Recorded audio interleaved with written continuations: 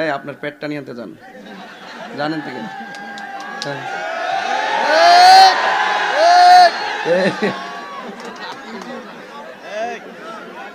আচ্ছা সারছে তো হয়েছে তো, আমি কইছি তো পেট বড় বানাইছে কেডা? আমারটা ছোট্ট বানাইছে কেডা? আমি কানলে তার মতো বানাইতে পারো? বানাইতে পারতাম না, কিচ্ছু করেন। এত যে খাই পেট তো আর হয় না, সব আল্লাহ পাকের নিয়ামত। কথা কন ঠিক কিনা? আরে বিচ্ছু তো ভিডিও ম্যান, আমি চিনি না।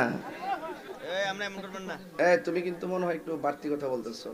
তুমি তুমি তুমি এখানে আমার আমার স্টাইল তো তোমরা জানো, আমি খুব ভালো মানুষ, অনেক মনের মাধুরীতে মিশে কথা বলি, তাই না?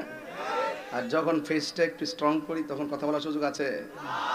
তাহিরি ব্রাহ্মণবাড়িয়ার ছেলে, মেজাজ গরম দিল নরম, আমার সরলতায় আঘাত দিও না। মেজাজ যেহেতু আছে জবাব দিতে পারবো। কথা বলেন ঠিক না? কষ্ট হইতেছে আপনার? আর বলছিলাম জিন্দা থাকলে নিন্দা হবে, প্রশংসা হবে সরল সবাই। তিনটা জিনিসের প্রতি খুব যত্নশীল হবেন। একটা হলো দিল। একটা কি? দিল। দিল আর নফস কিন্তু এক জিনিস না। দিল আর নফস এক জিনিস না। দিলের দ্বারা প্রেম সৃষ্টি হয়, নফসে বিভিন্ন ধরনের ঝামেলা সৃষ্টি হয়। ওই ঝামেলাকে প্রেমের দ্বারা ডিলিট করে দিতে হবে। কথা বলেন ঠিক না? সেই প্রেমটা লাগবে আল্লাহর জন্য, সেই প্রেমটা লাগবে রাসূলের জন্য। আমি কাউকে ভালোবাসবো আল্লাহর জন্য ভালোবাসবো, আমি কাউকে ভালোবাসবো রাসূলের জন্যই ভালোবাসবো। আর আল্লাহর হাবিব বলেছেন হাসরের মাঠে 7 শ্রেণীর মানুষ আরশে আজিমের নিচে ছায়া পাবে। এর মধ্যে একটা হলো আল্লাহর জন্য কেউ যদি কাউকে ভালোবাসে, নবীর জন্য কেউ যদি কাউকে ভালোবাসে, সেই শ্রেণীর মানুষগুলোকে আল্লাহ পাক আরশে আজিমের নিচে ছায়া দান করে দিবে। বলছিলাম তিনটা জিনিসের প্রতি খুব যত্নশীল হতে হবে। একটা হলো অন্তর। আল্লাহ পাক কাহারও চেহারার দিকে তাকায় না, কাহারও ড্রেসের দিকে তাকায় না। ফুলের সৌরভ, মানুষের গৌরব চিরদিন। আল্লাহ তাকায় মানুষের অন্তরের দিকে। এটা হাদিস। শোনেন, অন্তর যদি ঠিক না থাকে, কবরে যাওয়ার পরে বাঁশ পচার আগে লাশ পচে যাবে। আর অন্তর যদি ঠিক থাকে, শাহ সুফি ফকির নিয়াজউদ্দিন শাহর মতন, কবরে যাওয়ার পর ওই দেহের ভিতরে মাটিকে স্পর্শ করা আমার আল্লাহ হারাম করে দিবেন। শুধু হারাম করবেন না, আসমান থেকে রিজিক আসবে। এই শাহ ফকির, শাহ সুফি ফকির নিয়াজউদ্দিন শাহ রহমতুল্লাহ আলাইহি, তিনি যখন এই দেশে ছিলেন তখন পাসপোর্ট দিয়ে আরেক দেশে যেতে হতো, ঠিক কিনা? আর ইনি উফাতের পর তার আর পাসপোর্ট লাগে না, তার সীমানা নাই, তিনি যেখানে খুশি, হ্যাঁ, তিনি যেখানে খুশি সেখানে যেতে পারে। এই ক্ষমতা দিয়েছেন কে? আল্লাহ দিয়েছেন। এইভাবে কথা বললো আপনার 2 ঘন্টা ওয়াজ শুনবেন আমাদের ইনশাআল্লাহ। এমন টপিকগুলো আমরা জানি, কথা বলতে পারি, কিন্তু মাঠটাকে এমনভাবে সাজাইছি, কিছু সুর শুনতে চায়, কিছু শান শুনতে চায়, কিছু অ্যাকশন শুনতে চায়, কিছু ওয়াজ শুনতে চায়। টিকটক মৌলবীরা যখন টুকটাক কথা বলে সমাজে প্যাঁচ লাগায়, এদেরকে ঠিকঠাক করতে গেলে তাহিরি মতন বক্তার দরকার আছে। এগুলো পরিষ্কার কথা।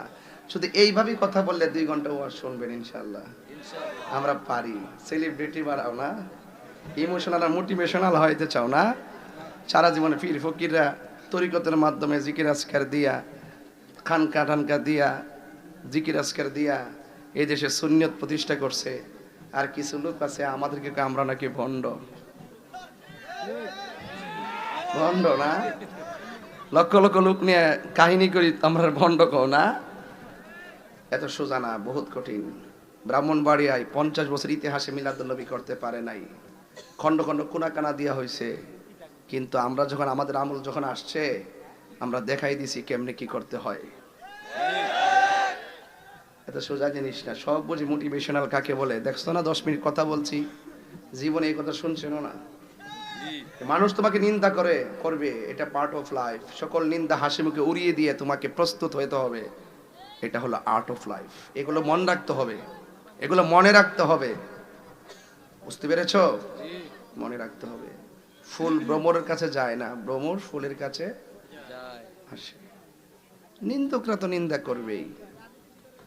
আল্লাহর ওলিদের জীবনী তালাশ করে দেখেন, শুধু হিজরত আর হিজরত, হিজরত আর হিজরত, শুধু হিজরত।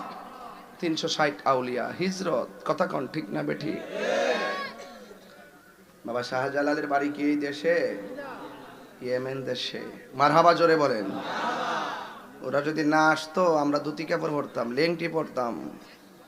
আজকে তোমরা এই গুমটা মৌলবীগুলা, টিকটক মৌলবীগুলোর যন্ত্রণায় ফেসবুক কিন্তু আহত, ইউটিউব পুরা নিহত, গুগল কিন্তু ডাইরেক্ট আইসিইউতে। এদেরকে জবাব কাটা দিব আমরাই।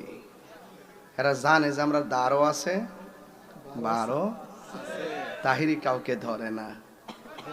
হ্যাঁ, জি জি জি, এটা কি বাকি আছে না পরিষ্কার? এগুলো তাহিরির আবিষ্কার।